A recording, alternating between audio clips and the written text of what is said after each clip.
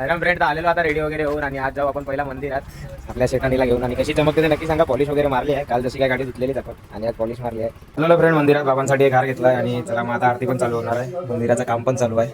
नंतर बाहेर येऊन शेटाणीला पण एक हार घेतला आणि बघा काय मस्त दिसतं आपल्या शेटाणी. देवळशाहीमध्ये अजून एक बाबांचं मंदिर आहे आणि या मंदिराच्या बाहेर बघा चालू आहे शाळेतल्या पोरांची पिटी. आणि चला मग आता आपण आज जाऊ आणि तुम्हाला दाखवतो बाबांची मूर्ती. इथे का फ्रेंड्स तुम्ही बाबांची मूर्ती आणि तुम्ही पण दर्शन करून घ्या. आणि मंदिर बघा किती मस्त बनवलं आहे आणि पूर्ण शांती आहे. त्यावरती दर्शन केला फ्रेंड्स आणि आता जाऊ आपण दादाच्या इकडे, कारण की तिकडनं घेऊ आपली सिंड्रेला आणि जाऊ मग आपण भुईगाव मठाला. आपली सिंड्रेला इकडे उभी आहे. आता चला दादाकडनं चावी घेऊ. चावी घेतली फ्रेंड भावाकडनं आणि आता इकडनं जातो मी भुईगाव मठ. तर फ्रेंड बघा आपल्याला कोणती गाडी दिसली आहे, सर्वात जुन्या काळातली गाडी. गेलो फ्रेंड मठात आणि बघा गाडी पार्किंगला पण काय सुविधा दिली आहे बघू शकता फ्रेंड. जाऊ आपण आता आणि आज जास्त गर्दी पण दिसत नाही आणि वातावरण तर पूर्ण शांत आहे. तुम्ही मंदिर आणि मूर्ती पण बघा काय मस्त सजवली आहे. त्यानंतर झाला फ्रेंड मग आपला आता आणि आता इकडनं जाऊ आपण भुईगाव बीचला. भरपूर दिवस झाले तसं पण बीचला गेलो नाही. मला वाटतं इकडचा आणि मला तर भरपूर दिवस झाले मी आलो नाही आहे.